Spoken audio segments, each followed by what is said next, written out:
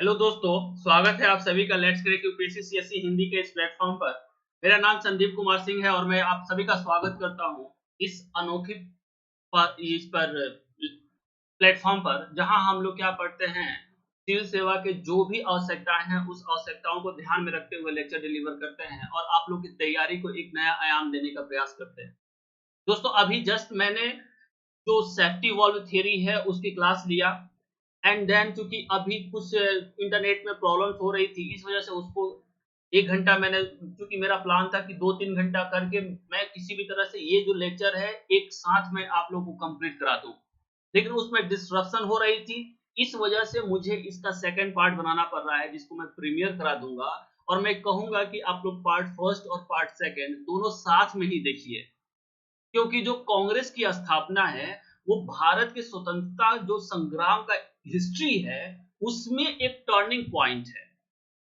तो अगर उस टर्निंग और कांग्रेस का जो रोल है वो आने वाले समय में काफी जबरदस्त होने वाला है, काफी मजबूत है और इन सब चीजों से आप लोग वाकिफ भी होंगे। तो कांग्रेस भारत के स्वतंत्रता संग्राम को लीडरशिप प्रोवाइड कर रही है, उसकी स्थापना को लेकर के जो कुछ विवाद हैं, जो कुछ आइडियोलॉजिकल वहां पे एक कॉन्फ्लिक्ट देखने को मिल रहा है, उस कॉन्फ्लिक्ट के बारे में हम चर्चा कर रहे हैं और यही कॉन्फ्लिक्ट का सेकंड लेक्चर है जिसको मैं प्रीमियर करा रहा हूं आप लोगों के लिए। और मैं आप लोगों से कहूंगा कि जिन लोगों ने, जो लोग मेरे इस लेक्चर को पहले देख रहे हैं, उसको मेरे पार्ट फर्स्ट वाले जो कांग्रेस का है उसको देख ले एंड देन, क्योंकि कंटिन्यूएशन ही है।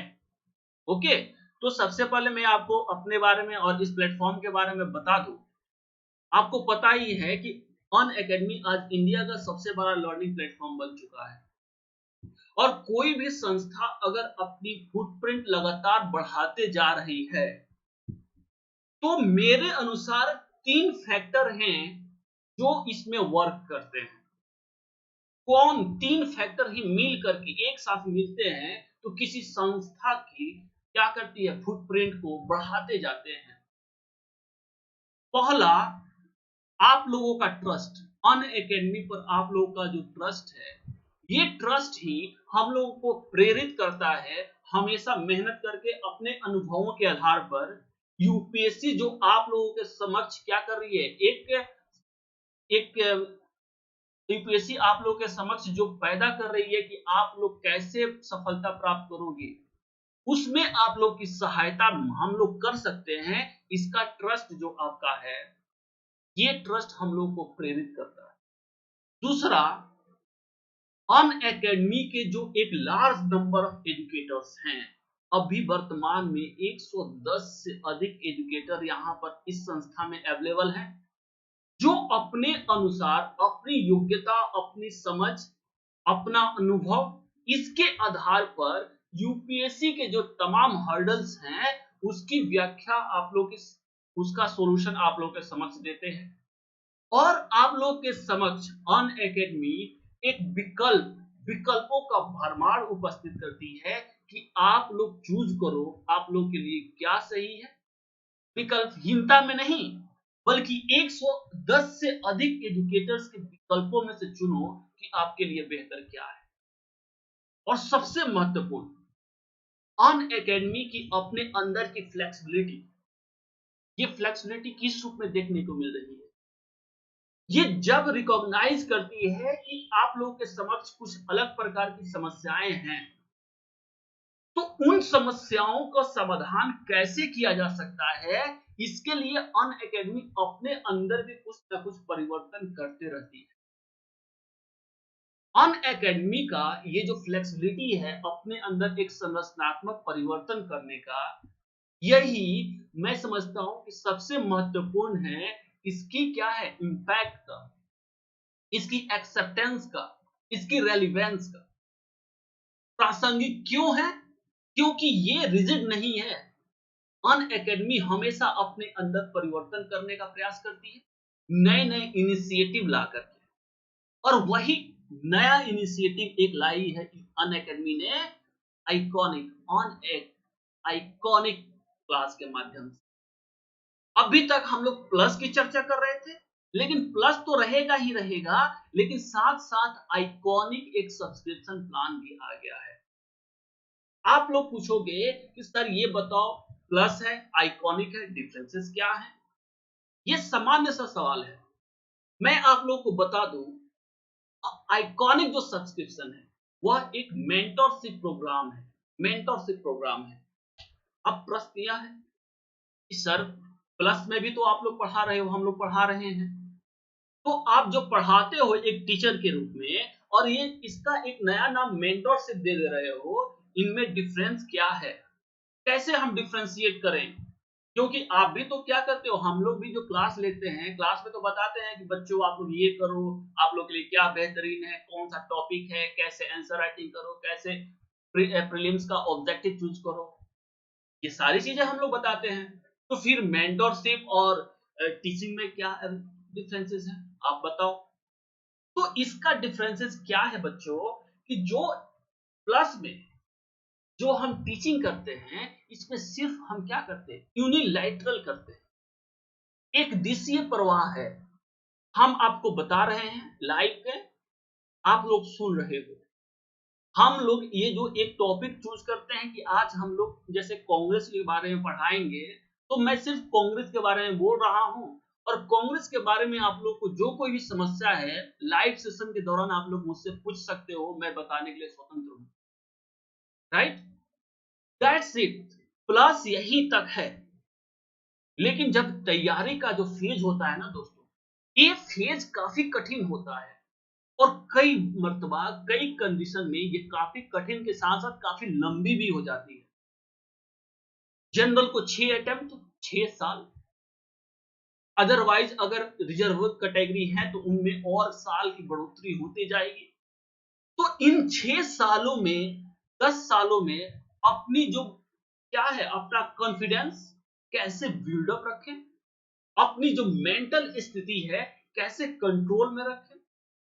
कई बार हम लो फील करते हैं, ऐसा लगता है कि हमसे ये होगा ही नहीं, और कई बार हम बहुत ज्यादा हाई हो जाते हैं। दोनों स्थिति बहुत ही एक्सट्रीम है, जब हम लो हो जाएं, बहुत जब हम हाई हो जाएं, और इन दोनों अवस्थाओं में सिलेक्शन की गुंजाइश बहुत कम हो जाती है। तो ऐसे में आपको एक मेंटोर की जरूरत होगी, जो आपको इन दोनों एक्सट्रीम पॉइंट से क्या करे, बैलेंस्ड करे, और ये बैलेंस्ड ही आपकी सफलता का एक मार्ग क्रिएट करेगा। इसमें क्या करेगा, 24/7 आप मेंटली कितना स्ट्रांग रहे, मेंटली आपको क्या क्या, आपकी रूटीन क्या होनी चाहिए, आंसर राइटिंग सेशन में क्या करना चाहिए, आप कैसे आप अपनी तैयारी को आगे बढ़ाएं, ये तमाम सुविधा इस मेंटरशिप प्रोग्राम में मिलेगी। राइट, ये सिर्फ फॉर्मल रिलेशन नहीं है, बल्कि जो फॉर्मल रिलेशन हम लोग लेक्चर के दौरान देखते हैं, नहीं, ये इनफॉर्मल है।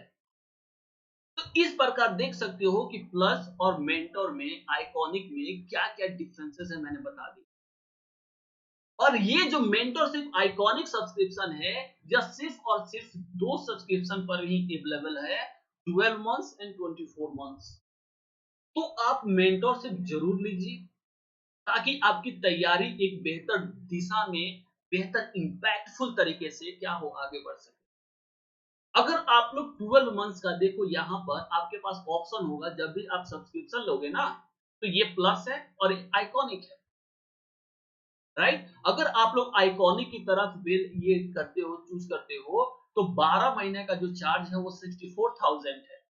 लेकिन यहाँ अगर आप Sandeep YT referral code, promo code को यूज करोगे, तो इसमें आप लोग को मिलता है 10% का अतिरिक्त छूट, और यह हो जाता है 57,600 रुपए।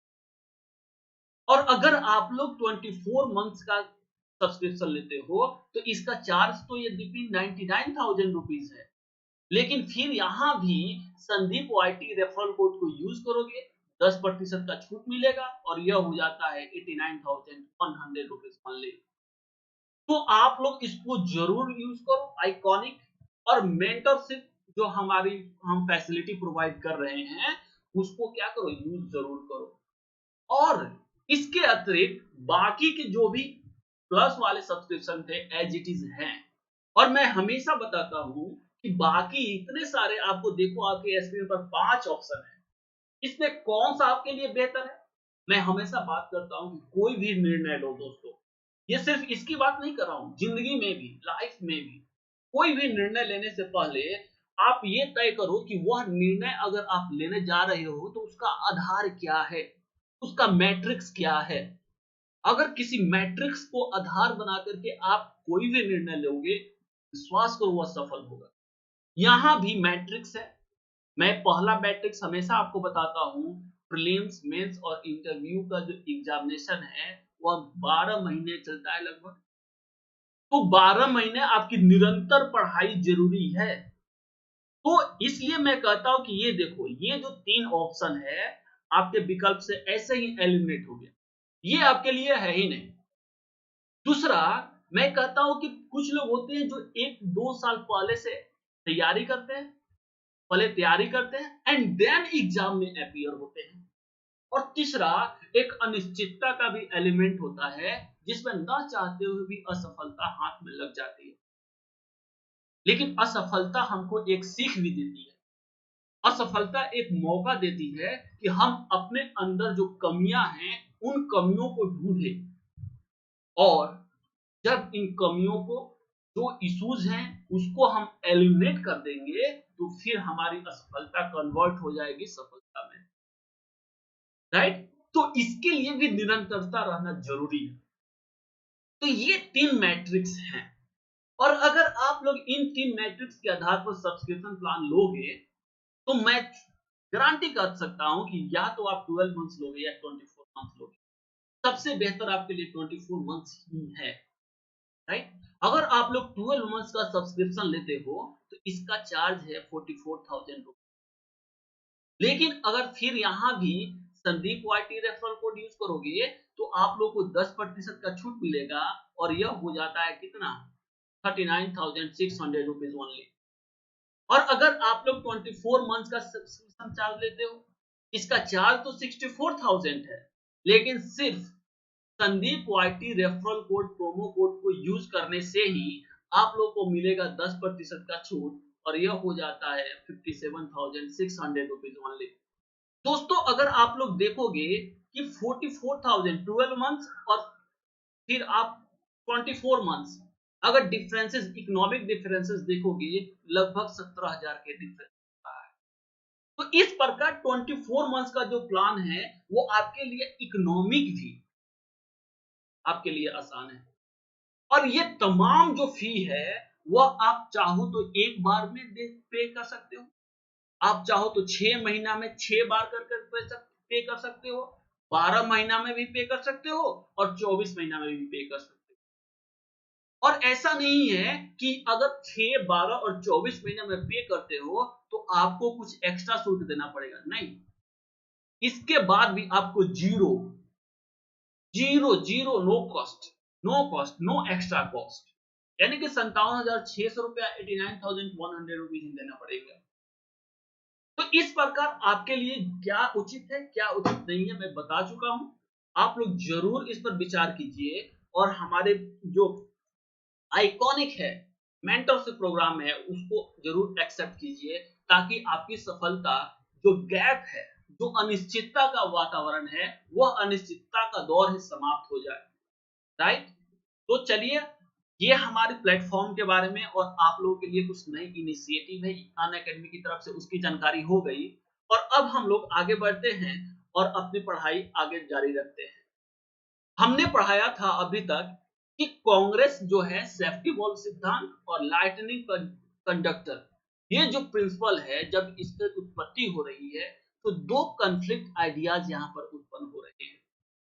कोई कहता है सेफ्टी वॉल्व प्रिंसिपल है, कोई कहता है लाइटनिंग कंडक्टर है, थियरी है। और ये अभी इसके पहले वाली क्लास में मैंने ये बता दिया था कि आखिर में सेफ्टी वॉल्व सिद्धांत कहा गया है तो कांग्रेस का एक सेफ्टी वॉल्व के रूप में क्या हम कैसे एक्सप्लेन करेंगे। अगर कोई आपसे पूछे कि कांग्रेस एक सेफ्टी वॉल्व प्रिंसिपल के रूप में कांग्रेस की व्याख्या कैसे करोगे, तो इसके पहले वाले लेक्चर में बहुत ही बेहतर तरीके से मैंने एक्सप्लेन कर दिया है, तो आप लोग उसको रेफर कर लेना। अब इस क्लास में हम लोग यहीं से आगे बढ़ेंगे कि चलो ठीक है। ये दोस्तों देख सकते हो संदीप सिंह 08 मेरा टेलीग्राम ग्रुप है और ये मेरा कांटेक्ट नंबर है। इस नंबर पर आप लोग क्या कर सकते हो, मुझसे ज्वाइन कर सकते हो। कोई भी इश्यूज है, किसी भी तरह की समस्याएं हैं, आप लोग मुझसे पूछ सकते हो।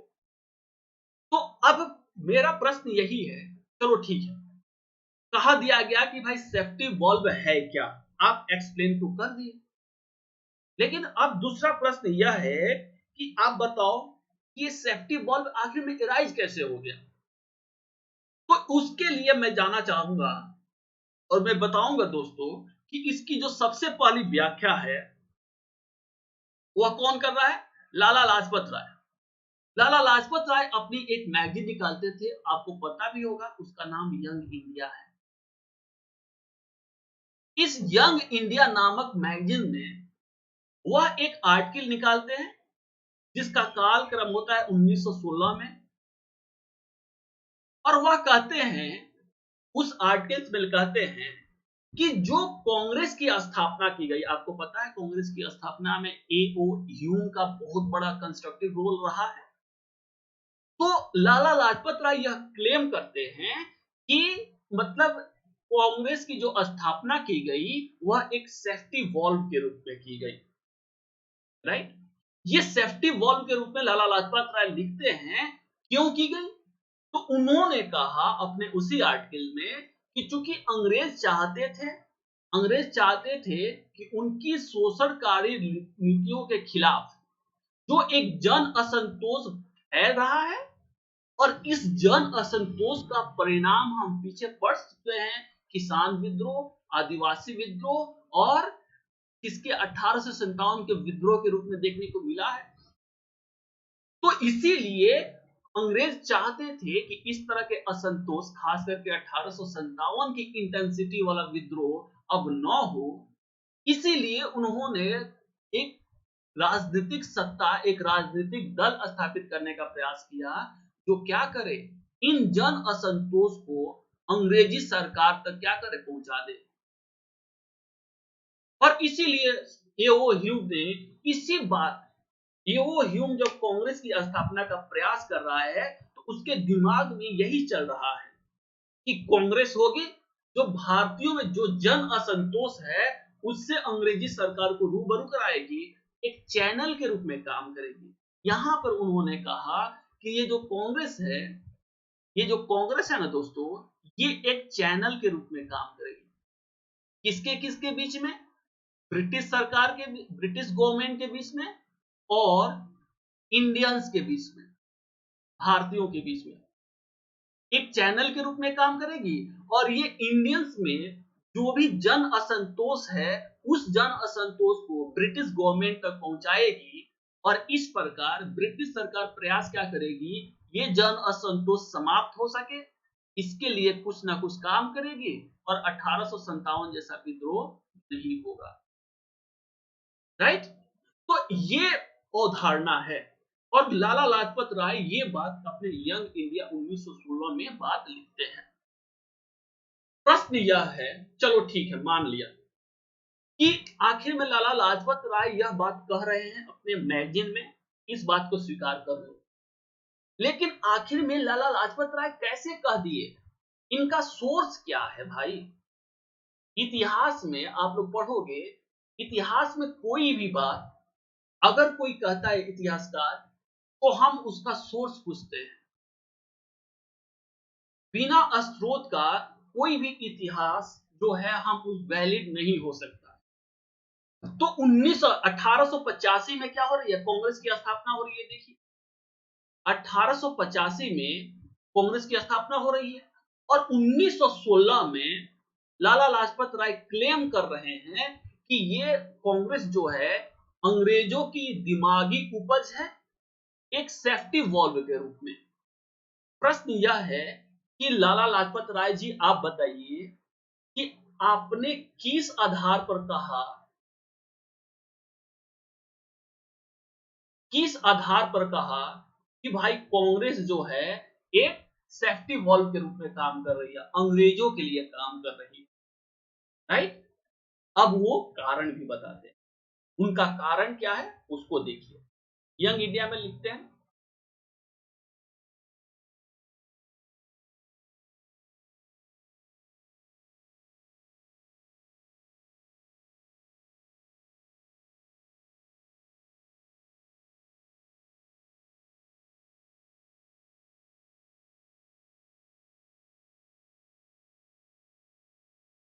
ओके, अब कारण क्या बताते हैं लाला लाजपत राय, इसको देखिए, और सोर्स क्या बताते हैं कि आखिर में उन्होंने किस सोर्स के आधार पर लाला लाजपत राय यह क्लेम करते हैं। वो कहते हैं कि देखिए, एओ ह्यूम की भूमिका थी, चलिए सही थी, एओ ह्यूम की भूमिका थी, इस बात से हम इनकार नहीं कर सकते। एओ ह्यूम का जीवनी लिखता है, इनकी बायोग्राफी एक लिखता है जिसका नाम है वेडरवन, वेडरवन है। ये वेडरवन जो है 1913 में इनकी क्या करता है, एक जीवनी लिखता है, और ये जीवनी क्या नाम लिखता है, 1913 में लिखता है, और इसमें ये बात कहता है, कुछ बातें, कुछ फैक्ट्स लिखता है। वेडरवन जो है जीवनी में कुछ फैक्ट्स का उल्लंघन कर बात करता है, चर्चा करता है, और उसी फैक्ट्स के आधार पर लाला लाजपत राय यह क्लेम करते हैं। तो ऑब्वियस सी बात है, एओ ह्यूम के जो जीवनी में एओ ह्यूम का जो बायोग्राफी लिखा गया, उसमें वही बात लिखी गई होगी जो एओ ह्यूम ने कहा होगा, और वही आधार है। तो प्रश्न है कि आखिर में जीवनी में वेडरवन ने क्या-क्या लिख दिया भाई? ये प्रश्न है। तो सबसे पहले यह लिखता है इस जीवनी में कि ये कहता है कि देखिए, एओ ह्यूम क्या था? एओ ह्यूम एक अधिकारी था जो शिमला में पोस्टेड था, शिमला में पोस्टेड है, राइट? इतना तय है। ये कहता है कि जब ये शिमला में पोस्टेड है, तो ये तो सबसे पहले एक चिंतित है ब्रिटिश साम्राज्य को लेकर के, और ये कहता है कि चिंतित है किसके लिए? ब्रिटिश गवर्नमेंट की सुरक्षा के लिए। एओ ह्यूम को ऐसा लगता है कि अगर 1857 जैसी क्रांति अगर फिर से होगी, तो संभव है कि इस बार ब्रिटिश सरकार बचे ही ना। भारतीय विद्रोही क्या करेंगे? ब्रिटिश सरकार को ही समाप्त कर देंगे, और इस बात को लेकर के चिंतित है, और इसीलिए कहता है कि एओ ह्यूम के पास कुछ जासूस थे। चिंतित होने की वजह से इसके पास कुछ जासूस थे, और ये जासूस के रूप में किसको बात करता है?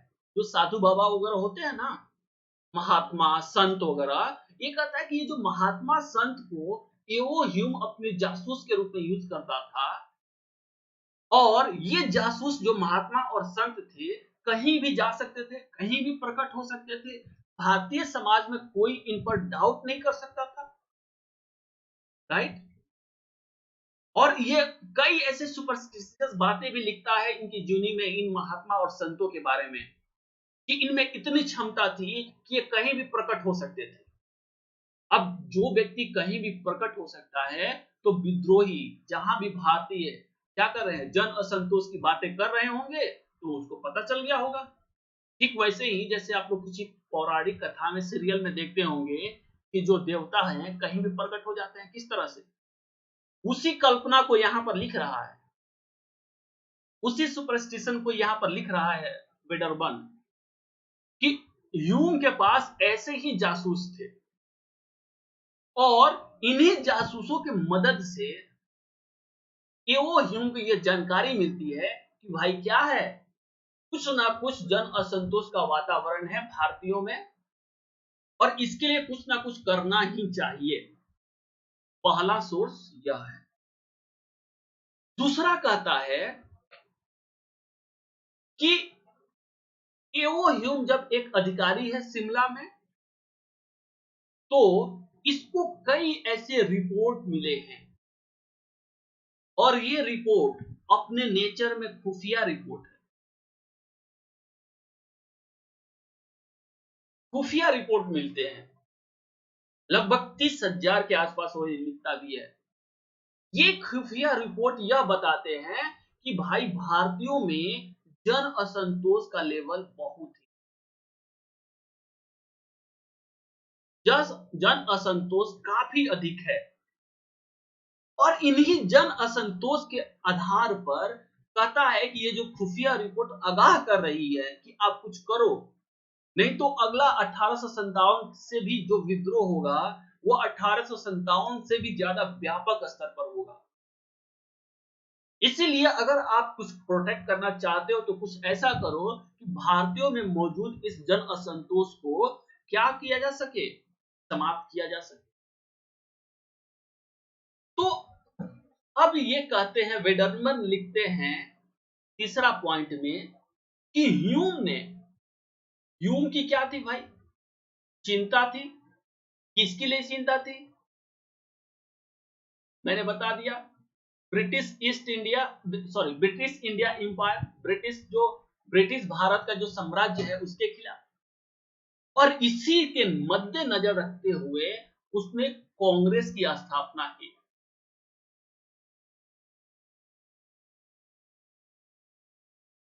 कांग्रेस की स्थापना की जिससे ये कांग्रेस क्या करे, एक चैनल के रूप में काम करे, एक चैनल के रूप में काम करे बिटवीन भारतीय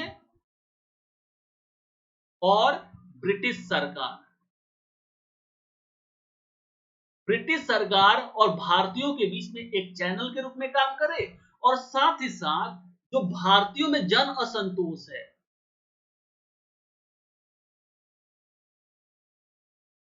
भारतीयों के जन असंतोष को ब्रिटिश सरकार के पास क्या करे, पहुंचा दे। और जब भारतीयों के जन असंतोष ब्रिटिश सरकार के पास पहुंच जाएगी तो इसके बाद ब्रिटिश सरकार क्या करेगी भाई, ब्रिटिश सरकार इन जन असंतोष को,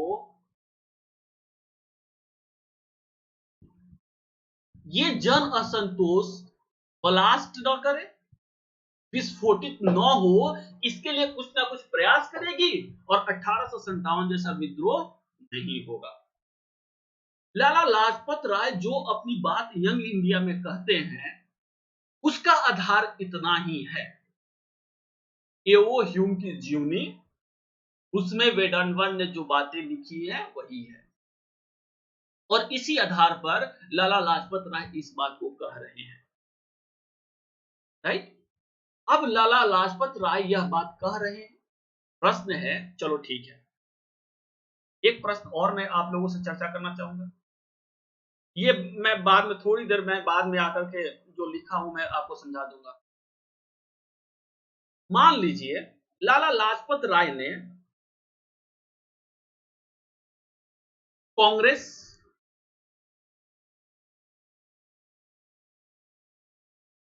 का सेफ्टी वॉल्व सिद्धांत,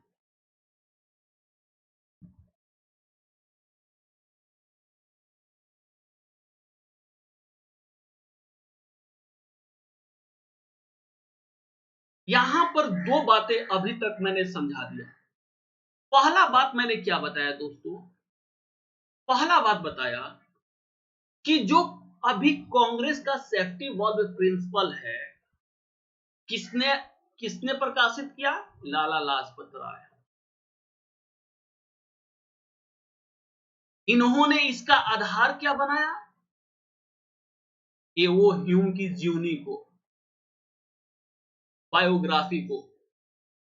इसमें अंग्रेजों ने ही, इसका मतलब यह है कि अंग्रेजों ने ही कहा कि भाई कांग्रेस की स्थापना हम क्यों कर रहे हैं, कांग्रेस की स्थापना हम इसलिए कर रहे हैं कि भारतीयों के अंदर की जन असंतोष को हमें जानकारी हो और वो जन असंतोष विस्फोटित न हो, इसके लिए हम कुछ ना कुछ प्रयास कर सके। ये ऑब्जेक्टिव है अंग्रेजों के अनुसार, लाला लाजपत राय के अनुसार भी ये बात है। चलिए अब प्रश्न यह है, एक प्रश्न बहुत ही साधारण और बहुत ही महत्वपूर्ण है, आखिर में एओ ह्यूम और वेडनबर्ग ने ऐसी बातें क्यों लिखी, ऐसी बातें क्यों लिखी? क्योंकि हम तो अभी तक पढ़ चुके हैं और मैंने आप लोग को यही पढ़ाया है कि कांग्रेस क्या है, भारतीय राष्ट्रवाद का अभिव्यक्ति है।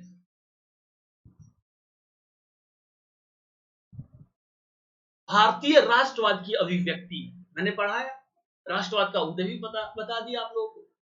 तो जब अगर भारतीय राष्ट्रवाद की अभिव्यक्ति है कांग्रेस, तो अंग्रेजों ने इस बात के लिए फैक्ट्स क्यों मौजूद कराया भाई?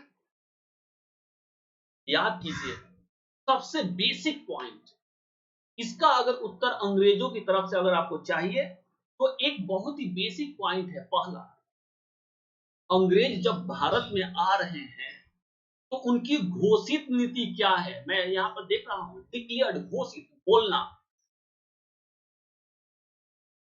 उनकी घोषित नीति क्या है? उनकी घोषित नीति है असभ्य को सभ्य में बदलना। उनका कहना है कि भारतीय मध्ययुगीन में है, भारतीयों में अभी भी वो मध्ययुगीन कट्टरता है, भारतीयों के समाज में अभी राष्ट्र जैसे कोई संकल्पना है ही नहीं। भारतीय तो अभी भी धर्म, जाति, इसी के आधार पर है। तो राष्ट्रवाद जो आधुनिक परिभाषा है, आधुनिकता का प्रतीक है,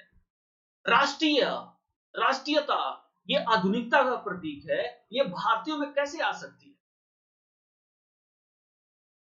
तो इसी आधार पर अंग्रेज कहते हैं कि भारतीय असभ्य है क्योंकि ये मध्ययुगीन है, इनमें धर्म का बात है, ये समाज की बात करते हैं। That's it. लोकतंत्र, राष्ट्रीयता, राजनीतिक दल, राजनीतिक कैपेसिटी, इनके बस की ही बात नहीं है। लेकिन जब कांग्रेस की स्थापना भारतीयों के द्वारा की गई तो ये तो राष्ट्रीयता का प्रतीक है, पहली बात। ये तो आधुनिकता का प्रतीक है। आप लोग इस बात से वाकिफ हो गए? कांग्रेस तो राष्ट्रीयता, राष्ट्रवाद का प्रतीक है, आधुनिक विचारधारा का प्रतीक है। और जब भारतीयों के द्वारा ये कांग्रेस की स्थापना किया गया तो इसका मतलब क्या है कि भारतीय भी अब आधुनिक हो गए। अब यहीं पर देखिए उनकी बदमाशी। अंग्रेज कह रहे हैं एओ ह्यूम ने कांग्रेस को स्थापित किया। जब अंग्रेज कह रहे हैं कि एओ ह्यूम ने कांग्रेस को स्थापित किया, इसका मतलब क्या है? इसका मतलब एक है कि भारतीयों में वह क्षमता कहां, भारतीयों में वह क्षमता नहीं है, नहीं है कि वह एक आधुनिक पार्टी, आधुनिक राजनीतिक विचार को प्रमोट कर सके, अपना सके। यानी कि एओ ह्यूम की जो जीवनी वेगरवर्न ने लिखा है और उसमें जो बातें उसने कही है, उसके आधार पर कांग्रेस की स्थापना का सारा क्रेडिट अंग्रेज अपना लेना चाहते हैं। कि जो हम यहां पर अंग्रेज कह रहे हैं कि भारतीय देखो, जो तुम ये बोल रहे हो ना कि कांग्रेस क्या है, राष्ट्रवाद की अभिव्यक्ति है, राष्ट्रवाद की कोई अभिव्यक्ति नहीं है। यह एओ ह्यूम की विचारों की परिणति है। ये अंग्रेज हैं जिसकी वजह से कांग्रेस स्थापित हो रही है, भारतीयों का इसमें कोई रोल नहीं है।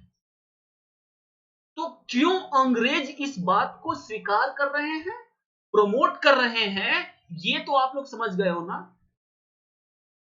और इसके माध्यम से जब यह साबित कर देंगे अंग्रेज कि एओ ह्यूम के कारण ही कांग्रेस स्थापित हो रही है, तो उसका अगला चरण आएगा, कहेंगे कि भारतीय अभी भी असभ्य ही है।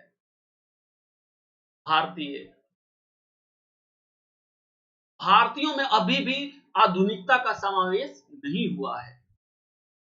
लेकिन हम भारतीयों को क्या कर रहे हैं, असभ्य को सभ्य बनाने का प्रयास कर रहे हैं। और इसी प्रयास का एक आप लोग देख सकते हो पहचान है कि हमने क्या किया, कांग्रेस जैसी एक संस्था का निर्माण किया। कांग्रेस जैसी संस्था का क्या किया, निर्माण किया, और इसके माध्यम से हम भारतीयों को क्या करेंगे, ट्रेनिंग देंगे, ट्रेनिंग देंगे। और इस ट्रेनिंग में क्या होगा, हम उनको परिचय कराएंगे, भारतीय देखो तुम लोग अभी मध्ययुगीन हो, अभी भी तुम राजतंत्र की बात करोगे, संकीर्णता की बात करोगे, आडंबर की बात करोगे। दुनिया वह नहीं है, दुनिया है एक आधुनिक राजनीतिक विचार का, जिसमें समानता, जो नागरिकों के लिए समानता की बात करे, संप्रभुता की बात करे, तो ये हम कर रहे हैं। उन्होंने जो घोषित किया कि हम भारत में क्या करने आए हैं, तो उन्होंने कहा कि हम भारत में असभ्यों को सभ्य करने आए हैं, जंगली को एक मुख्य धारा में, समाज के मेन स्ट्रीम में लाने आए हैं, जंगली को एक आधुनिक बनाने आए हैं। तो अब दूसरा प्रश्न होगा कि चलो ठीक है, मान लेते हैं कि तुम असभ्यों को सभ्य बनाने आए हो, जंगली को आधुनिक बनाने आए हो, तो इसके लिए क्या किए। अगेन आ जाएगा शिक्षा, आ जाएगा प्रेस, आ जाएगा सामाजिक सुधार, और उसका अगला चरण है कांग्रेस। मैंने कांग्रेस भी स्थापित किया, ये तुम कैसे भूल गए। और इस कांग्रेस के माध्यम से हम क्या कर रहे हैं, भारतीयों को राजतंत्र से लोकतंत्र में कैसे परिवर्तित कर लें, इसके लिए ट्रेनिंग देंगे। अंग्रेजों की धारणा क्या है ये तो आप समझ गए। अंग्रेजों ने क्यों सेफ्टी वॉल्व सिद्धांत को एक्सेप्ट भी किया, इस बात को समझ गए आप लोग, राइट। और अगर किसी को भी कोई भी इश्यूज है, तो मेरा जो टेलीग्राम ग्रुप है उस पर आप लोग कोई भी प्रश्न जरूर, इसमें कोई भी प्रश्न होता है आप लोग जरूर क्या करना, सेंड करना, मैं उसका रिप्लाई वहीं पर कर दूंगा। ओके, तो ये तो हो गया अंग्रेजों के विचार, अंग्रेजों ने क्यों स्वीकार किया। तो प्रश्न अभी भी शेष है कि लाजपत राय, लाला लाजपत राय जब ये सेफ्टी वॉल्व सिद्धांत की चर्चा कर दिए हैं, उसके बाद वह क्या कहते हैं। लाला लाजपत राय कहते हैं कि नहीं, ये अंग्रेजों का भ्रम है, यही सेफ्टी वॉल्व सिद्धांत है, सेफ्टी वॉल्व सिद्धांत है। मैंने सेफ्टी वॉल्व सिद्धांत में अभी तक क्या पढ़ाया इस क्लास में, कि आखिर में इसका सोर्स क्या है। तो पहला सोर्स तो है जो जीवनी है, जीवनी की जो बातें लिखी गई है उसी को आधार बनाकर लाला लाजपत राय कहते हैं। अंग्रेज इस बात को क्यों सपोर्ट कर रहे हैं, दूसरा पार्ट मैंने ये पढ़ लिया। अब ये बताइए, ये जो बात यहां पर कही जा रही है एवो ह्यूम वेडरमन के द्वारा, उसकी एवो ह्यूम की बायोग्राफी में, क्या इस बात को हम ऐसे ही स्वीकार कर लेंगे। जब हम इसकी व्याख्या करेंगे तो इसकी लिमिटेशन को भी दिखाएंगे, हम क्रिटिकली एग्जामिन करेंगे कि ये जो बातें कही गई है कि भाई रिपोर्ट में 30,000 खुफिया रिपोर्ट मिली थी, जिसमें अंग्रेजी सरकार को ये चेतावनी दी गई थी कि भाई जन असंतोष व्याप्त है, इसके लिए आप प्रयास करो। ये जासूस जाला, जो एक सुपरस्टिशन वाली जो बातें थी कि भाई ये कहीं भी प्रकट हो सकते थे, महात्मा और संत वाली धारणा, ये कितना सही है, इसका मूल्यांकन तो करना जरूरी है ना। और ये मूल्यांकन अब हम करते हैं। ऑब्वियस सी बात है, ये जो देखो ये सिद्धांत है, इसका नरमपंथी डफरिन का दिमाग की उपज है, ये भी एक सिद्धांत है। चलो मैंने यही बता दिया, वेडरमन द्वारा 1913 में उनकी जीवनी लिखी गई थी, उसमें ये बातें लिखी गई है। और उनको 30,000 गोपनीय रिपोर्ट भी प्राप्त हुई थी, जिसमें यह कहा गया था कि भारत में सभी जगह क्या है, असंतोष की अवस्था है। मैंने समझा दिया है बढ़िया से, षड्यंत्रों का माहौल है, और इसके लिए क्या होना चाहिए भाई, इसके लिए वही होना चाहिए, क्या बताओ, कोई ना कोई संस्था सेफ्टी वॉल्व के रूप में काम करना चाहिए। लेकिन अब हम लोग क्रिटिकली एग्जामिन करेंगे कि जो वेटनबर्ग ने कहा है कितना सही है, क्या सही है, उनकी लिमिटेशन भी जानने का प्रयास करेंगे।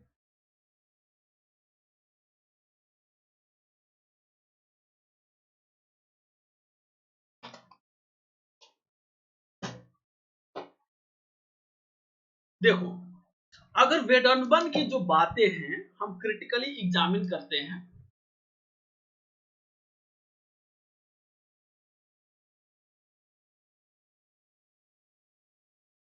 किसका एग्जामिन करते हैं? जो वेडनबर्न ने बातें कही है यूनी में, राइट? और उसके आधार पर एक और हम घटना के उल्लेख करेंगे। उन्होंने कुछ घटनाओं का उल्लेख किया है।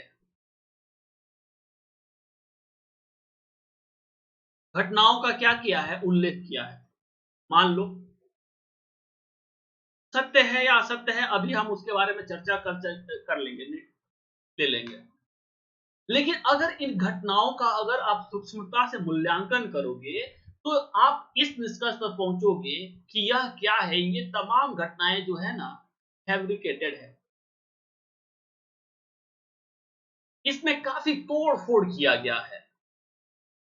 और आपको पता ही है कि इतिहास जो घटनाएं होती है, फैक्ट्स होती है, उसकी थोड़ा सा भी तोड़ फोड़ कर करके हम क्या कर सकते हैं, किसी भी इश्यूज को इंपॉर्टेंस दिला सकते हैं।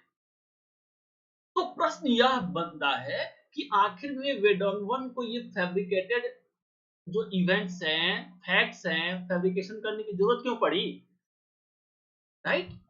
तो देखो, फैब्रिकेशन इसलिए कर रहे हैं क्योंकि वह चाहते हैं कि कांग्रेस की स्थापना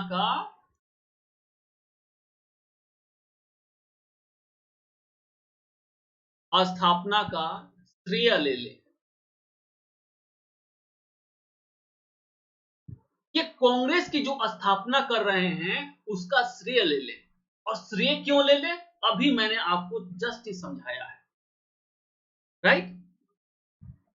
तो आखिर में जब ये कांग्रेस की ये फैब्रिकेशन है, ये फैब्रिकेशन किस प्रकार से कर रहे हैं भाई? देखो, अब आते हैं जो उन्होंने घटनाओं का उल्लेख किया है एवो ह्यूम के बारे में। ओके, एवो ह्यूम के बारे में उन्होंने जो उल्लेख किया है, जो पॉइंट्स, वहां पर आते हैं। उसमें लिखते हैं जो खुफिया रिपोर्ट है 1878 में, 1878 में एवो ह्यूम को वो तमाम खुफिया रिपोर्ट मिलती है, राइट? 1878 में मिल रही है। प्रश्न यही है, और आपको पता है कांग्रेस की स्थापना कब हो रही है? 1885 में। यानी कि जब ये रिपोर्ट प्राप्त हो रही है 1878 में कि भाई भारतीयों के सभी वर्गों में एक जन असंतोष है, और अगर इस जन असंतोष को समाप्त नहीं किया गया तो हो सकता है एक ऐसा विद्रोह हो जो ब्रिटिश साम्राज्य को ही समाप्त कर दे। तो अगर एक ऐसा खुफिया रिपोर्ट 1878 में मिल रहा है तो आखिर में प्रश्न यही है, और इस खुफिया रिपोर्ट यह दावा करती है कि अगर ब्रिटिश सरकार ने इन जन असंतोष को समाप्त करने का प्रयास नहीं किया तो ब्रिटिश सरकार समाप्त हो जाएगी। तो प्रश्न यही है कि 7 वर्ष तक ये चुप क्यों रहे? इनको तो प्रयास करना चाहिए। 1778 में मिलती है, 80 तक कम से कम 2 साल का समय और लेते और कांग्रेस स्थापित कर लेते, तब तो हम उनको क्रेडिट देते हैं। लेकिन वो 7 साल तक चुप रहते हैं। ये क्या है? ये तो कहीं ना कहीं क्वेश्चन मार्क करता है ना, उनके डाउट्स करता है, राइट? दूसरा फैक्ट्स आते हैं।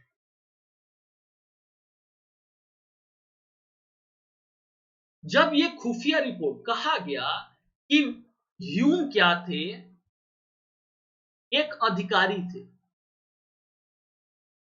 और एक बात और बता दें, ये अधिकारी किस विभाग में थे?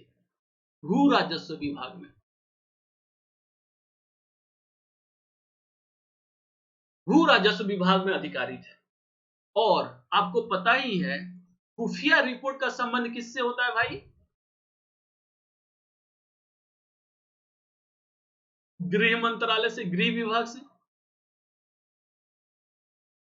प्रश्न यही है, प्रश्न डाउट यहां पर भी पैदा हो रहा है कि भाई ऑब्वियस सी बात है, खुफिया रिपोर्ट जाती है गृह विभाग में, और ह्यूम को कैसे मिल गई जो भू राजस्व विभाग में अधिकारी है, राइट। दूसरा प्रश्न तो यह भी है ना, और एक और प्रश्न यह भी है, चलो ठीक है मान भी ले, मिल भी गया, हो सकता है कोई दोस्त हो बता रहा हो, लेकिन फिर भी 30,000 ये भी डाउट है। और अगर मिल भी गया तो फिर अगर प्रश्न यहीं पर आ जाता है, 7 साल तक चुप क्यों रहे? आई बात समझ में? और तीसरा पॉइंट क्या है दोस्तों, जो वो बात करते हैं कि उनके जासूस थे और वो महात्मा और संत की बात करते हैं, की बात करते हैं, राइट। ये भी अपने आप में काफी एक्सेप्टेबल फैक्ट्स नहीं है। वेडनवन जो ये बात लिखते हैं जासूसों वगैरह की, ये एक्सेप्टेबल फैक्ट्स नहीं है, इसको हम एक्सेप्ट नहीं कर सकते। जो कहते हैं कि महात्मा और चेला जो हैं, ये महात्मा चेला की वजह से ये सब हो गया है, ये हम इसकी व्याख्या नहीं कर सकते। तो वेडनवन जो है, ये तमाम फैक्ट्स जो हैं, 7 वर्ष तक वह क्या करते रहे, इसकी व्याख्या नहीं कर रहे हैं, इसकी व्याख्या नहीं कर रहे हैं, राइट। तो ये क्रिटिकली एग्जामिनेशन है कि जो वेडनवन ने जो किया है वह क्यों किया है, तोड़फोड़ क्यों किया है, क्योंकि वह कांग्रेस की स्थापना का श्रेय लेना चाहते हैं, और कांग्रेस की स्थापना का श्रेय लेने के पीछे उनका ऑब्जेक्टिव क्या है, मैंने आपको यहीं पर बता दिया है कि वो, क्योंकि ब्रिटिश की जो घोषित नीति थी असभ्यों को सभ्य बनाने, कि भारत में जो कुछ भी प्रगतिशीलता का तत्व है वह अंग्रेजों के कारण ही है, इस बात का क्रेडिट लेना चाहते हैं, मैंने समझा दिया। और सेफ्टी वॉल्व क्यों कहा गया है ये भी मैंने बता दिया। अब हम लोग ये सेफ्टी वॉल्व का, ये थियरी के विभिन्न आयामों को मैंने आपको समझा दिया। अब सेफ्टी वॉल्व के रिस्पेक्ट में, अगेंस्ट में एक नया थियरी इन राष्ट्रवादियों के द्वारा दिया गया कि दरअसल ये सेफ्टी वॉल्व नहीं था। उन्होंने भी, क्योंकि कांग्रेस की स्थापना में एओ ह्यूम है, तो एओ ह्यूम की व्याख्या अंग्रेजों ने किस प्रकार की है देख लिया आपने। एओ ह्यूम के कारण कांग्रेस की स्थापना हुई, ये अंग्रेजों ने कहा। अब भारतीय एओ ह्यूम का कांग्रेस में जो रोल है उसकी व्याख्या किस प्रकार कर रहे हैं, इसको देखिए।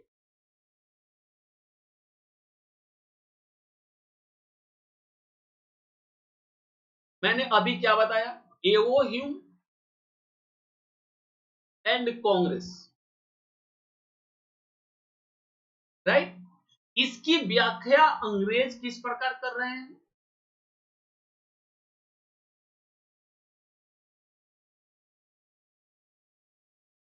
अंग्रेज किस प्रकार कर रहे हैं, वह अंग्रेज एओ ह्यूम के वजह से कांग्रेस की स्थापना का क्रेडिट लेते हैं, राइट।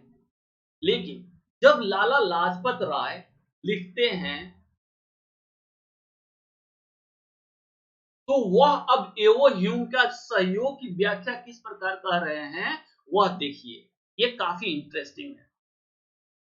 लाला लाजपत राय कहते हैं कि देखिए ये सेफ्टी वॉल्व कांग्रेस नहीं है,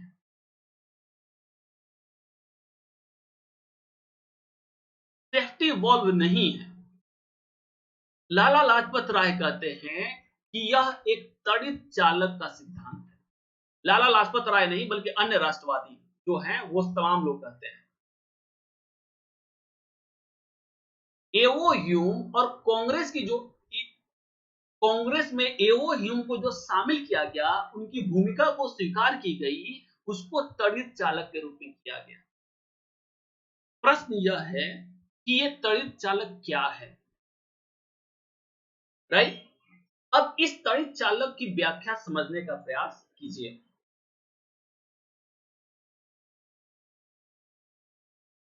देखिए मैंने आप लोगों को अभी तक बताया कि कांग्रेस क्या है भाई।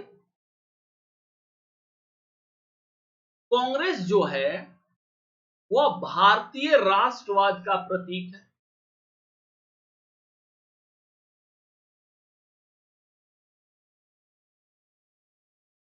राष्ट्रवाद का प्रतीक है। और एक बात बताइए, अगर भारतीय राष्ट्रवाद किसके विरुद्ध है? ब्रिटिश सरकार के विरुद्ध है। ब्रिटिश सरकार के विरुद्ध है, राइट। तो क्या ब्रिटिश सरकार कोई भी ऐसा संस्था, कोई भी ऐसा संगठन निर्मित होने देंगे जो ब्रिटिश सरकार के ही खिलाफ हो? उन्होंने कहा कि देखिए कांग्रेस ऐसा बिल्कुल नहीं होने देगा।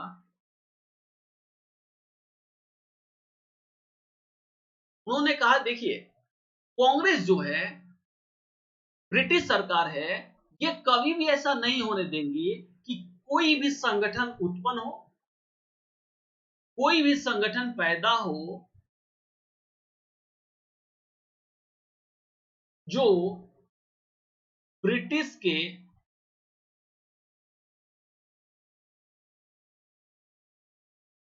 अस्तित्व पर ही क्या हो, खतरा हो जाए, राइट। ये तो साधारण सी बात है और ये इस बात को आप लोग समझ जाइए। तो ये लोग कहते हैं कि देखो अब यहीं पर क्या होता है कि ब्रिटिश जो है कांग्रेस का भी दमन ना करे, दमन ना करे, इसीलिए भारतीयों ने एक बहुत बड़ी रणनीति, बहुत ही अच्छी रणनीति अपनाई। तो उन्होंने कहा दमन ना करें, इसके लिए रणनीति के तौर पर, रणनीति के तौर पर एवो ह्यूम का सहयोग लिया,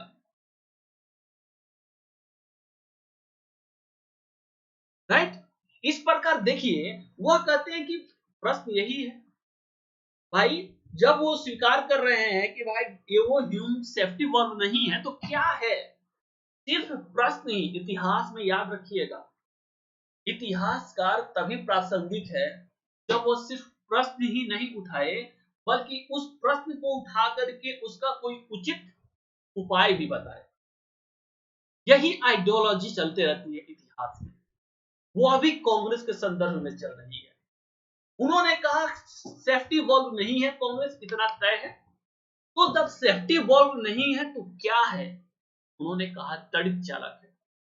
तड़ित चालक का मतलब क्या है कि अपनी जो अंग्रेजों से अपनी सुरक्षा करने के लिए हम एवो ह्यूम का प्रयोग करेंगे।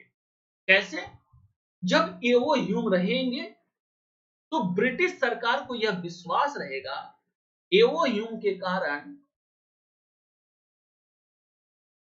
एवो ह्यूम के कारण ब्रिटिश सरकार को यह विश्वास रहेगा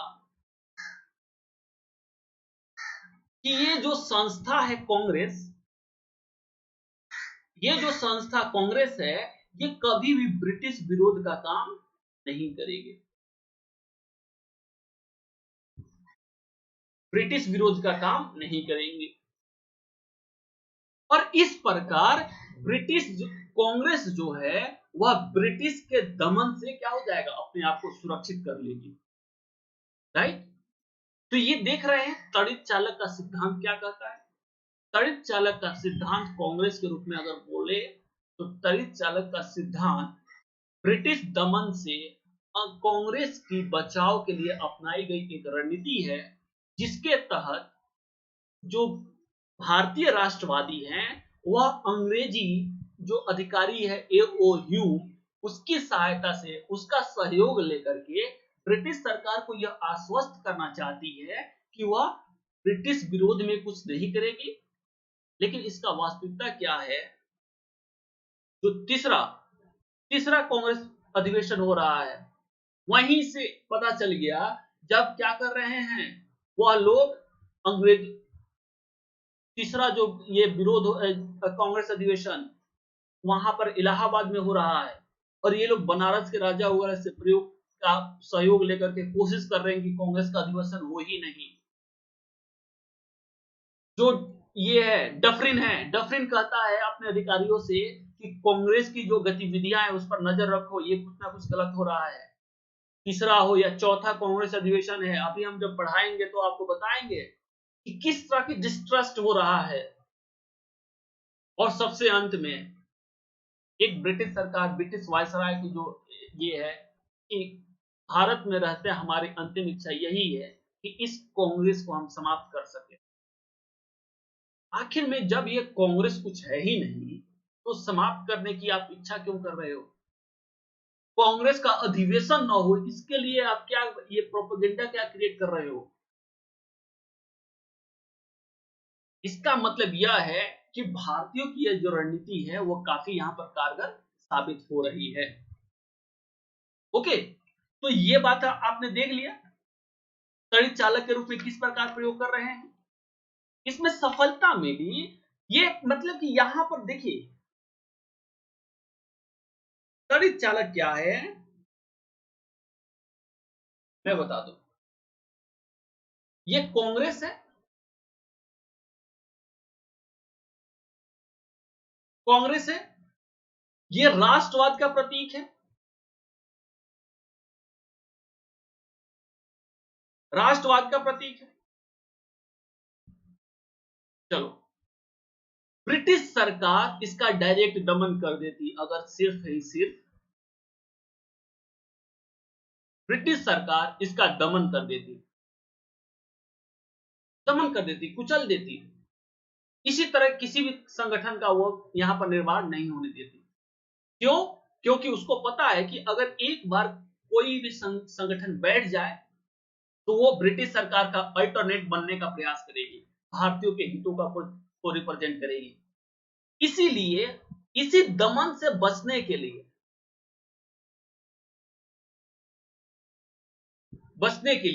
यहां पर क्या कर रही है कांग्रेस?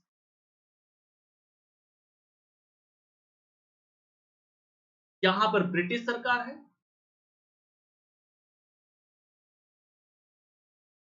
और ये शील्ड के रूप में प्रयोग कर रही है। ये एक शील्ड है। ये क्या है दोस्तों? शील्ड है। और ये शील्ड कौन है भाई? ए ओ ह्यूम। एओ ह्यूम का शील्ड है। पहली अवस्था में देखिए कोई नहीं है, अगर ऐसा होता तो ब्रिटिश सरकार दमन कर ही देती। लेकिन दूसरी अवस्था में जब एओ ह्यूम शील्ड बन जाते हैं तो ब्रिटिश सरकार, कांग्रेस भारतीय राष्ट्रवादी है, वह ब्रिटिश सरकार को विश्वास दिलाने में सफल हो जा रहे हैं कि हम क्या हैं, अंग्रेजों का सहायता ले रहे हैं तो क्या करेंगे, कुछ नहीं कर सकते। तो जो ये है तड़ित चालक का सिद्धांत, एओ ह्यूम को शील्ड के रूप में प्रयोग करना, यह है तड़ित चालक का।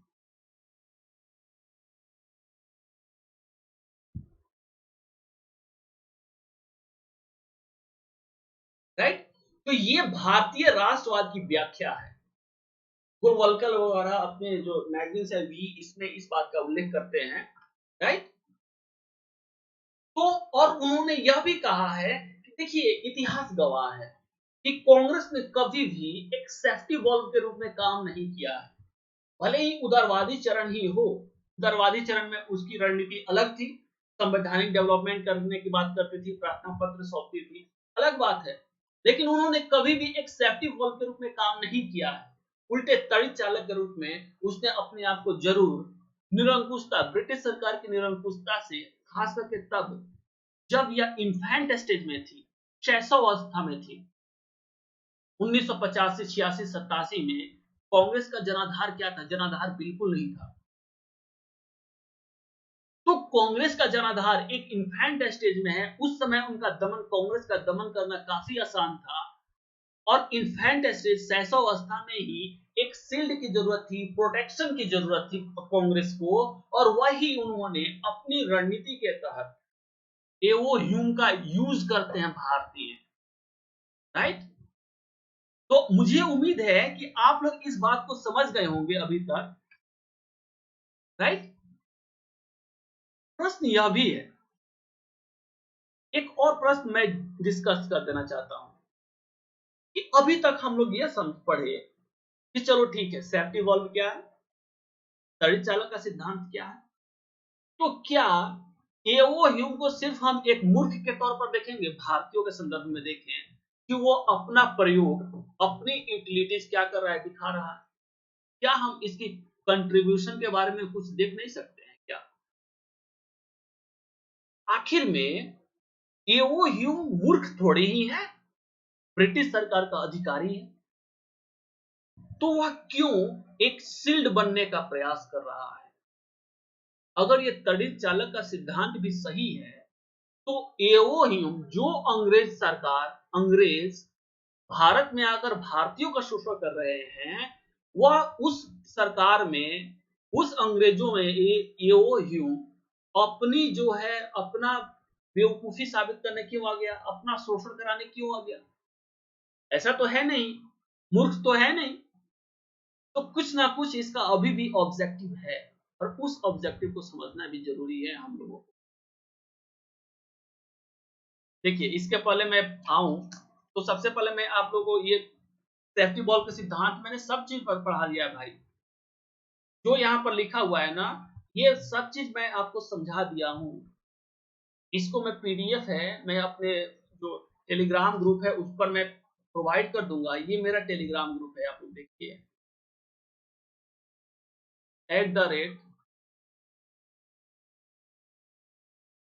@संदीप सिंह 08, ये टेलीग्राम ग्रुप है, इस पर मैं पीडीएफ दे दूंगा, यही बातें लिखी गई हैं, राइट। तो आप लोग पढ़ लेना। चलो, राइट, ये तड़ी चालक का सिद्धांत आप लोग को समझ में आ गया है ना?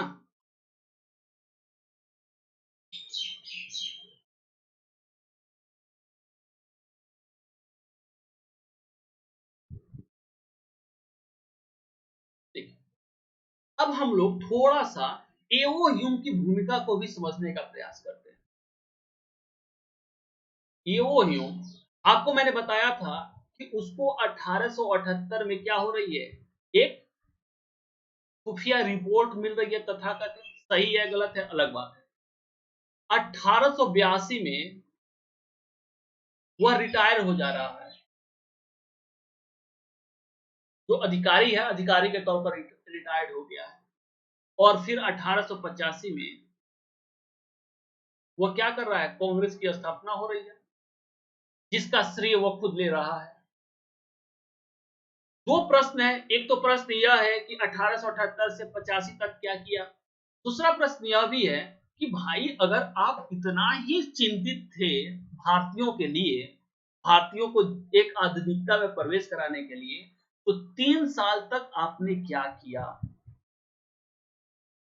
राइट? ये प्रश्न तो पूछना जरूरी है ना उनसे कि 1882 में रिटायर हो गए, आपको तो रिटायर होने के बाद आपके ऊपर कोई जिम्मेदारी नहीं है, राइट। तो उस समय 1882 में ही कोशिश करते हैं एटलीस्ट कि एक राजनीतिक संस्था का क्या करें, एक राजनीतिक संगठन का हम विकास कर ले भारत में, भारतीयों के द्वारा, भारतीयों के लिए। तो 1882, 83, 84 में तो कुछ नहीं कर रहे हो, 85 में भी कर रहे हो। तो आखिर में 1882 और 1885 के बीच ऐसी क्या अवस्था में परिवर्तन हो गया था, उसको देखिए, इसको भी देखना काफी जरूरी है। कांग्रेस की स्थापना का मूल उद्देश्य कैसे आप लोग समझ सकते हो, ये मैं बता रहा हूं। दरअसल क्या है, आपको पता है, 1800 दिसंबर 1883 में एक आपको बंगाल में, कलकत्ता में एक राष्ट्रवादी नेता देखने को मिलेंगे, जिनका नाम है क्या, एस एन बनर्जी, सुरेंद्र नाथ बनर्जी। और वह 1883 में एक संस्था का गठन कर रहे हैं, ठीक है, जिसका नाम क्या है, इंडियन नेशनल कॉन्फ्रेंस।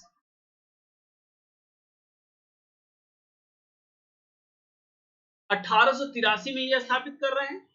और आपको अगर एसएन बनर्जी के बारे में याद होगा तो वह पहला जो कांग्रेस का अधिवेशन हो रहा है मुंबई में, बंबई में, उसमें शामिल नहीं हो रहे हैं।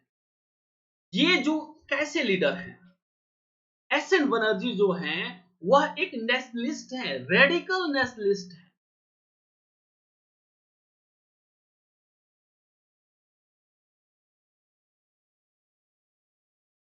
जिसको हम लोग गरम दल कहते हैं ना, ये गरम दल के विचार से ये प्रेरित है, राइट। तो 1883 में ये इंडियन नेशनल कॉन्फ्रेंस का स्थापना करते हैं। इनका नेचर क्या है, रेडिकल नेशनलिस्ट की भावना है।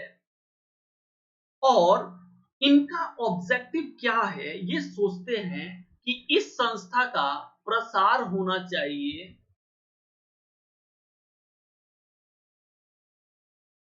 इस संस्था का प्रसार होना चाहिए पैन इंडिया लेवल पर,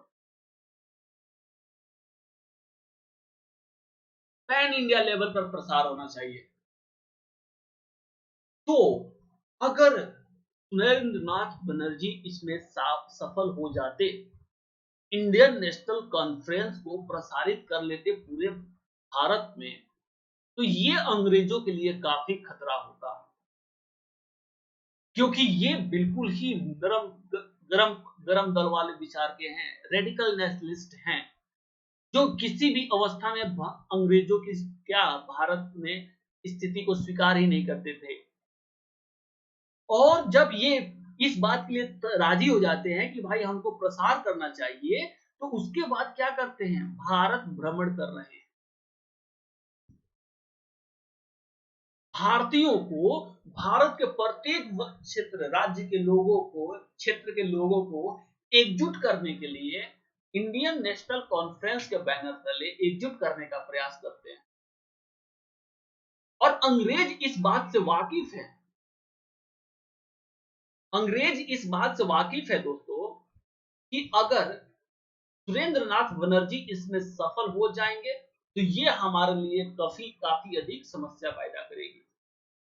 तो उन्होंने उनके लिए क्या सोचा कि आखिर में इसका कोई, सुरेंद्रनाथ बनर्जी का जो कोई विकल्प है, वह विकल्प हमें चाहिए ही चाहिए। और वह विकल्प कैसा हो, वह रेडिकल न हो बल्कि उदार हो, उदार हो। और इन्हीं विकल्प के तौर पर उन्होंने, जब सुरेंद्रनाथ बनर्जी पूरे लगते हैं भारत में भ्रमण करके इंडियन नेशनल कॉन्फ्रेंस को प्रसार करने का प्रयास करने लगते हैं, तो उसके लिए उन्होंने एक विकल्प के रूप में एओ ह्यूम ने कांग्रेस को स्थापित करने का प्रयास किया। और इसके लिए जो उदार लोग हैं तथा जो उदारवादी है, जो लिबरल अपने सोच में है, उससे संपर्क स्थापित करते हैं और उससे संपर्क स्थापित करके कांग्रेस को स्थापित करते हैं। तो इस प्रकार देख सकते हो कि एओ ह्यूम, ऐसा नहीं है कि उसकी स्ट्रेटजी नहीं है, वह खुद ही शील्ड बनने का प्रयास नहीं कर रहा है। जो मैंने अभी बताया ना आप लोगों को, मैंने क्या बताया कि ये है कांग्रेस, राइट, और ये है ब्रिटिश गवर्नमेंट, और यहां पर एओ ह्यूम क्या हो रहा है, शील्ड बन जा रहा है।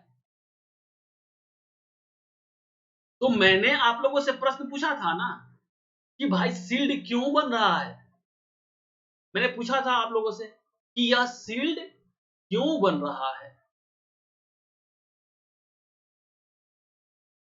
मूर्ख तो नहीं है, मैंने बोला था ना, इतना बड़ा मूर्ख तो नहीं है कि जो अंग्रेज भारतीयों का शोषण कर रहे हैं, वह अंग्रेज खुद ही शील्ड बन जा रहे हैं भारतीयों को प्रोटेक्ट करने के लिए, भारतीय एक संस्था की रक्षा करने के लिए।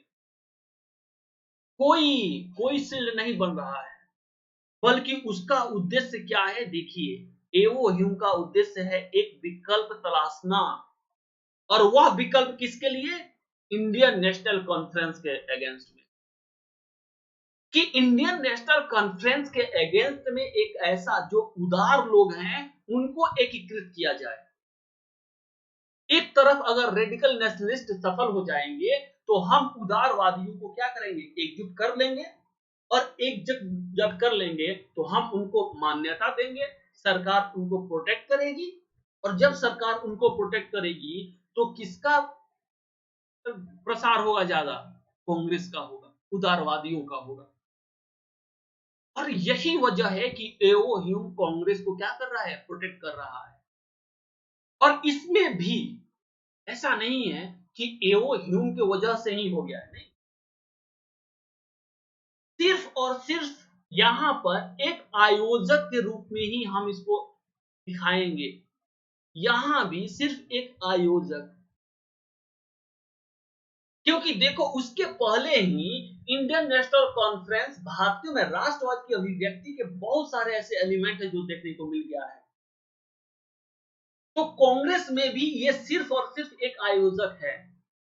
कोई भी पार्टी वगैरह होती है तो कुछ लोग आयोजक होते हैं, संचालन करते हैं, सिर्फ इतना ही रोल है एओ ह्यूम का। कांग्रेस की दृष्टि से आयोजक है, उसका ऑब्जेक्टिव उद्देश्य क्या था? तो ये जो रेडिकल नेशनलिस्ट है एसएन बनर्जी और इंडियन नेशनल कॉन्फ्रेंस, इसकी क्या करना, इसकी जो प्रभाव है इसको सीमित करना। तो जब एसएन बनर्जी भारत भ्रमण करके वापस आ ही रहे हैं, तब तक इसने क्या किया है, कांग्रेस की स्थापना कर लिया है। तो आप लोग देखो 1882 में यहां पर रिटायर हो रहा है, लेकिन ये जो अपना कांग्रेस को स्थापित करने, कांग्रेस की संस्था होनी चाहिए, उसका प्रयास दिसंबर 1883 के बाद ही कर रहा है, राइट। तो इस प्रकार देख सकते हो मैंने अभी तक क्या क्या बताया, ये मैं थोड़ा सा बता दूं। मैंने क्या बताया आप लोगों को, क्या क्या पढ़ाया? पहला क्वेश्चन मैंने ये बताया सेफ्टी वॉल्व थ्योरी के बारे में, क्या है, इसकी व्याख्या कैसे करेंगे, क्यों है, क्या सत्य असत्य क्या है, वास्तविकता क्या है, मैंने बताया। फिर दूसरा मैंने बताया तड़ित चालक के रूप में क्या है, राइट, क्यों है, इसके ऑब्जेक्टिव्स क्या हैं, मैंने बता दिया। तीसरा मैंने बताया, चलो ठीक है कुछ भी है, एओ ह्यूम क्यों अपना रोल दिखा रहा है, एओ ह्यूम की भूमिका क्या है, ये मैंने अभी तक क्लास में पढ़ लिया। और इस प्रकार जो कांग्रेस की स्थापना के साथ जो सेफ्टी वॉल्व और तड़ित चालक का कॉन्सेप्ट है आप लोग देख सकते, राइट। अब हम लोग, ये लेक्चर तो समाप्त हो गया, लेकिन मैं सिर्फ आप लोगों को कुछ दिखा दे रहा हूं शुरू से ही। जो मैंने लिखा है, जो आपको मैं पीडीएफ प्रोवाइड करूंगा वो क्या है, हाँ यहां तक तो मैंने पढ़ ही दिया। दूसरा देखिए सेफ्टी वॉल्व को लेकर के ये तमाम, ये आपके स्क्रीन पर बातें लिखी हुई हैं, आप लोग इसको पढ़ लीजिएगा, थोड़ा सा पॉज करके पढ़ लीजिएगा, ताकि आप लोग क्या करो, मेरी लेक्चर से अपने आप को रिलेट भी कर सको। और सबसे बेहतर होगा कि मैं इसका पीडीएफ लिंक जो है वो मैं प्रोवाइड कर दूंगा, एक बार लेक्चर को सुनने के बाद जरूर इस पीडीएफ को पढ़ लेना, राइट। और दूसरा बात मैं ये भी कहूंगा कि मैं जो भी पढ़ा रहा हूँ, देखो मैं समझा के लिख लिख के पढ़ा रहा हूँ, ऐसा नहीं सिर्फ मैं लेक्चर ही दे रहा हूँ। तो अगर आप लोग लेक्चर के दौरान भी अगर आप लोग कॉपी कलम पर लिखोगे, आपकी नोट्स बन जाएगी, और ये नोट्स काफी बेहतर है इश्यूज को समझाने के लिए, है ना। तो लेक्चर सुनते समय जरूर कॉपी कलम रखो और इसको लिखते भी चलो। कई ऐसे पॉइंट्स है जो यहाँ पर आपको नहीं मिलेगा, किताब में भी नहीं मिलेगा, लेकिन जब हम पढ़ते हैं हमारी समझ क्लियर होती है, तो हम नए थॉट्स आ जाते हैं, नए शब्द आते हैं, अपने शब्द में कैसे उसको बेहतर तरीके से व्याख्या करेंगे ये भी आ जाता है। तो ये आप लोग लिख लेना, ताकि आपको कहीं अगर आंसर लिखने की जरूरत पड़े तो आप क्या कर सको, लिख सको। सेफ्टी बॉल का सिद्धांत है, ये तमाम लोग देख सकते हो, क्यों बुलवलकर वगैरह की जो बात है, ये तमाम चीजें हैं, मैंने बता दिया है। ओके। ह्यूम की भूमिका क्या है, ह्यूम की भूमिका को ही मैंने बता दिया है, प्रति संतुलित करने के लिए भी मैंने बता दिया है सब चीज। विवाद क्या है, ये तमाम चीजें मैंने बता दिया है। वास्तविक उद्देश्य क्या है, यही लाइटनिंग कंडक्टर के रूप में कांग्रेस की स्थापना के ऑब्वियस सी बात है, यही लाइटनिंग कंडक्टर की क्या है, गोखले वगैरह क्या करते हैं, व्याख्या करते हैं। उद्देश्य क्या था, ऑब्वियस सी बात है, ये उद्देश्य देख लेते हैं। राष्ट्रीय स्तर की जन साधारण जन साधारण की अभिव्यक्ति के प्रतिनिधि के रूप में एक राजनीतिक मंच का क्या हो रहा है, विकास हो रहा है।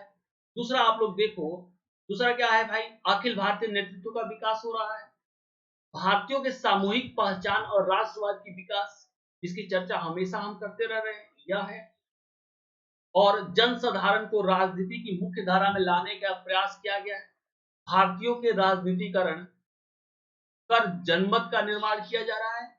औपनिवेशिक शासन की प्रकृति पर समझ बनाना, एक समझ भी डेवलप हो रहा है।